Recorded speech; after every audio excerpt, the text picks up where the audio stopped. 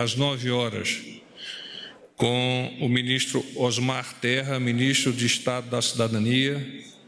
Às 11 horas, com o ministro Sérgio Moro, ministro de Estado da Justiça e Segurança Pública. Às 11h45, com o vice-presidente Hamilton Mourão. E aí, às 14h30, reunião do Conselho de Governo para, há pouco, às 17 horas, a solenidade de lançamento do Plano Agro-Nordeste. Vamos às informações dos ministérios. Ministério da Infraestrutura. O ministro Tarcísio está realizando um roadshow na Espanha com uma extensa agenda de encontros com os principais operadores de infraestrutura da Europa.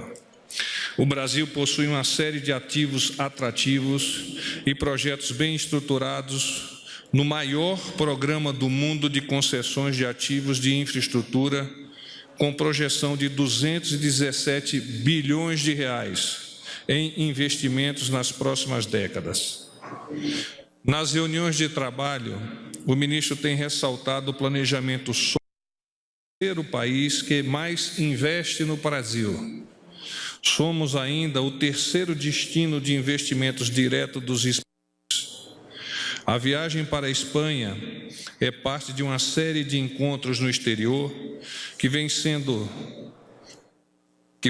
realizados pelo ministro Tarcísio desde o mês de junho e que já passou por Washington e Nova York, nos Estados Unidos. Em novembro, Oriente Médio e China entram no roteiro de apresentações das oportunidades de investimentos na infraestrutura do Brasil. Ministério da Educação. O ministro da Educação, Abraham Weintraub, anunciou na manhã de hoje a adesão de 15 estados e o Distrito Federal ao Programa Nacional das Escolas Cívico-Militares, que foi lançado pelo governo federal em setembro. Em 3 das 5 regiões do país, Centro-Oeste, Norte e Sul, todas as unidades manifestaram interesse de adesão. A Escola Cívico-Militar é um modelo desenvolvido para promover a melhoria na qualidade da educação básica no país. Para isso, será construído um ambiente de parcerias e de maior vínculo entre gestores, professores, militares, estudantes e até mesmo pais e responsáveis. O planejamento do Ministério da Economia prevê a implementação da gestão de excelência das escolas cívico-militares em 216 colégios até 2023, 54 por ano, a começar em 2020. Para que o programa contemple todo o Brasil, o MEC irá abrir um novo período para adesão, desta vez voltado para municípios. As prefeituras terão de 4 a 11 de outubro para solicitar a participação. A seleção dos municípios levará em conta a possibilidade de mobilização, em primeiro lugar, de profissionais da reserva das Forças Armadas. Caso não haja efetivo do Exército, Força Aérea e Marinha no município, a opção será empregar os membros das corporações estaduais, ou seja, policiais e bombeiros militares. Ministério da Justiça e Segurança Pública. O ministro da Justiça e Segurança Pública, Sérgio Moro, autorizou a prorrogação do emprego da Força-Tarefa de Intervenção Penitenciária no estado de Roraima. A portaria 756 foi publicada no Diário Oficial da União nesta terça-feira. A autorização prevê que a Força-Tarefa exercerá a coordenação das atividades de guarda, de vigilância e de custódia de presos em caráter episódico e planejado, pelo período de 60 dias, a contar de 1º de outubro a 29 de novembro. A concessão ocorreu após a solicitação do governo do estado de Roraima, que irá apoiar com a logística e a supervisão dos órgãos de administração penitenciária e segurança pública. Ministério do Turismo. Pesquisa inédita da Confederação Nacional do Comércio de Bens, Serviços e Turismos, CNC, registra que nos primeiros 7 meses de 2019, o faturamento no setor foi de mais de 136 bilhões de reais, o maior registrado nos últimos 4 anos. Em um cenário de evolução, a área do turismo faturou cerca de 20 bilhões de reais em julho deste ano e teve um saldo positivo de 25 mil empregos gerados nos últimos 12 meses. Segundo o ministro Marcelo Álvaro Antônio, abre aspas, o crescimento demonstra todo o potencial que nossas belezas e atrativos têm e que está sendo resgatada a confiança de empreendedores e investidores em nossa economia. Fecha aspas. Na área de geração de empregos, o bom resultado se deveu ao bom desempenho dos segmentos de hospedagem e alimentação e cultura e lazer. Nos últimos 12 meses, todas as regiões do país tiveram saldo positivo de emprego. Foram 12.009 vagas no Sudeste, 6.1 mil no Centro-Oeste, 3.3 mil no Sul, 2.3 mil no Nordeste e 1.2 mil no Norte. Em termos de faturamento, os 20 bilhões de reais em julho demonstram o crescimento do turismo no Brasil. Em relação a junho de 2019, o crescimento foi de 9%, então de 2019 a 2020. Já levando em consideração o mês de julho de 2018, o faturamento cresceu 1,5%. Os segmentos que mais se destacaram foram restaurantes e similares, com faturamento de 10,8 bilhões, alta de 3,9% em relação a junho, e transporte de passageiros, com 5,6 bilhões, alta de 20,2%. Dito isso, coloco-me à disposição de vocês. Boa noite, porta-voz Cláudia Gonçalves, da TV Record. Tudo bem? Tudo bom.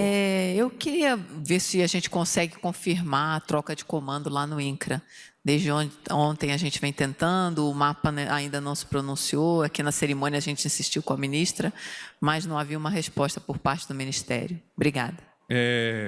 Conforme dito ontem, as equipes dos ministérios são de responsabilidade dos respectivos ministros. Então, neste ministério, eu vos indico que mantenham a tentativa de consulta àquele ministério para a consolidação da informação. Porta-voz, boa noite. Matheus Rodrigues, da TV Globo. Tudo bom? Tudo jóia, eu acho. São algumas perguntas. Pô, espero que não tenha quebrado aí o telefone. Daqui a pouco a gente descobre. O presidente hoje, quando estava falando com os garimpeiros ali na porta do Palácio do Planalto, disse que divulgaria um vídeo de um cientista russo sobre o grafeno que abriria a cabeça dos brasileiros. A gente queria saber se esse vídeo existe, se ele vai ser divulgado, por que via, ou se, enfim, foi um comentário... Eu vou checar com o presidente. De fato, nós já tivemos contato com o cientista russo que conhece profundamente dessa questão. O presidente também é um conhecedor das possibilidades do grafeno. Eu vou comentar com ele e assim que ele disponibilizar, eu passo para vocês na lista de e-mails. Ainda sobre esse assunto, o presidente falou que se dependesse dele, se a lei permitisse, aliás, enviaria forças armadas, que é um pleito dos garimpeiros que vieram aqui. Eu queria saber se isso já é um projeto concreto, se algum ministério está, de fato, cuidando de elaborar um projeto nesse sentido, ou se é uma intenção. É uma intenção, mas eu gostaria de destacar que o presidente, ao receber este grupo de garimpeiros de Serra Pelada, demonstra com isso a sua capacidade de interlocução e de conhecer em loco, face to face, quais são as vicissitudes de todos esses grupos que são específicos, e no caso deste que nós estamos comentando. O presidente também vem comentando a sua preocupação de alinhar, nessas questões referentes a garimpo, a meio ambiente, etc., o desenvolvimento econômico com a sustentabilidade para a manutenção das riquezas, no caso específico dos garimpeiros, das riquezas minerais, em benefício da nossa população. Caso que você nos cita em relação ao emprego das Forças Armadas, o próprio presidente, antecipando essa ideia que ele vos apresentou, ele colocou que, para que tal se efetivasse, necessário seria termos a legislação em suporte à ação.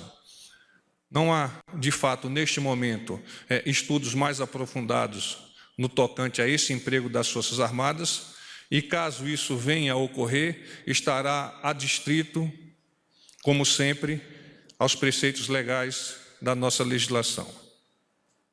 Uma última pergunta, mudando de assunto, porta-voz. Pois não. Os senadores hoje falaram abertamente em travar o segundo turno de votação da reforma da Previdência se o governo não cumprir os acordos firmados para essa aprovação. O líder do PSL, o senador Major Olímpio, disse que, abre aspas, a água passou do umbigo. Queria saber quais acordos foram esses que o governo fez para viabilizar a reforma da Previdência e como que o Planalto avalia essa cobrança de pacto federativo, de pagamento de liberação de emendas parlamentares, como é que está isso? Nós temos confiança no patriotismo, como o presidente Bolsonaro sempre referenda, no patriotismo dos nossos senadores. Entendemos que a interlocução do Poder Executivo com o Poder Legislativo é uma atividade republicana e nós temos aqui no Poder Executivo ministros que fazem a intermediação, que são os conectores entre as informações do Poder Executivo e as informações do Poder Legislativo. Dentro desse ambiente, nós adequamos as solicitações, as conversações e um aprofundamento melhor seria colhido por parte de vocês, consultando a Secretaria de Governo. Boa noite, porta-voz. Gustavo Maia, do Jornal Globo. Porta-voz, se passaram já 11 dias desde a morte da menina Agatha Félix, de 8 anos, lá no Rio de Janeiro. E o presidente ainda não se manifestou sobre o assunto. O governo já se manifestou por meio do ministro Moro, por meio da ministra Damares. O presidente já em outras ocasiões, se não formalmente, publicamente, já lamentou esta perda, entende que os processos de investigação hão de identificar realmente quem foram os responsáveis por essa morte dolorida. Mas existe algum motivo para que ele não tenha falado sobre esse caso publicamente? Não há motivo. O presidente, ao entender que os ministros já se pronunciaram, referenda o que os ministros já falaram. Outra questão, mais cedo também no encontro lá com os garimpeiros de Serra Pelada, o presidente deu uma declaração falando que o interesse na Amazônia não é do índio, e ele falou um palavrão, da árvore, e é no minério. Interesse de quem, particularmente? Ele não citou exatamente a quem ele estava se referindo. Não é de agora que o presidente vem demonstrando preocupação com as questões da província mineral tão extensa que é a da região amazônica. Estuda desde os seus tempos de deputado e agora, como líder do Poder Executivo, tem a possibilidade de tornar clara à sociedade as potencialidades que aquela região possui. É dentro desse contexto que o presidente sempre coloca a sua preocupação da região amazônica. Desenvolvimento sustentável aliado ao meio ambiente. A busca de utilização das riquezas que aquele subsolo possui em prol da nossa sociedade. E claro que adaptando as condicionantes legais, inclusive com a convocação de pessoas que possam participar desse processo econômico. Boa noite, porta-voz. Fábio Murakawa, do Valor. Bom, Murakawa. Tudo bem. Porta-voz, os garimpeiros que vieram aqui para o Palácio do Planalto conversar com o presidente, eles estão pedindo basicamente uma intervenção federal lá em Serra Pelada, né? E pelo que se entende aí do que eles dizem, eles defendem um modelo muito parecido com de gestão de Serra Pelada, com o que havia na época do governo Figueiredo. O presidente Bolsonaro até citou, né, quando desceu ali para falar com os garimpeiros, que eles eram muito felizes na época do governo Figueiredo, que aquilo ali era militarizado, tinha um militar no comando, né, até na época era o Major Curió. A minha pergunta é a seguinte: o presidente Bolsonaro está sob cogitação você devolver que Serra Pelada volte a ter um modelo de gestão parecido com o que era na época do governo Figueiredo, com um militar no comando, as Forças Armadas ali dentro? Não, ele não fez nenhum comentário nesse sentido. Entendo que o fato de interagir com os garimpeiros possa lhe ter permitido esboçar algumas ideias, mas de concreto não temos nada nesse sentido. Boa noite, porta-voz. Pedro Vilela, da Agência Brasil. Eu queria saber se o governo está acompanhando a situação política no Peru, né? A gente teve um processo lá de dissolução do Congresso Nacional pelo presidente. Há 2 presidentes nesse momento governando o país, porque o Congresso reagiu nomeando uma presidente interina. Eu queria saber se o presidente tem sido informado sobre isso, se ele expressou alguma opinião sobre isso, como é que o governo brasileiro vê esse processo no país vizinho. Pontualmente, ele não expressou nenhuma opinião com relação ao fato, mas no processo informacional que cabe a uma estrutura como a nossa, o Ministério das Relações Exteriores, por meio do nosso embaixador acreditado naquele país, recebe as informações e as transmite ao presidente quando entender necessárias. Mas o presidente não fez comentário diretamente e pontualmente sobre esse fato. Porta-voz, tudo bom? Matheus, do Estadão. Mateus. Eu queria retornar até um assunto que já foi mais citado há semanas, sobre a situação de Itaipu, no Paraguai. Há uma espécie de comissão parlamentar de inquérito que ocorre no país, e alguns depoimentos, inclusive de pessoas ligadas à estatal de energia do Paraguai, dizem que aquele empresário Alexandre Giordano, suplente do Major Olímpico, chegou a vir no Planalto, citou a família Bolsonaro em reunião com representantes da Leros, da estatal. E queria saber se o governo agora, passado um tempo, tem alguma posição sobre isso, se houve algum diálogo nesse sentido. O que nós temos é que esse assunto, no tocante a esse assunto, o Brasil rege-se nas suas relações internacionais pelos princípios de autodeterminação dos povos e da não intervenção.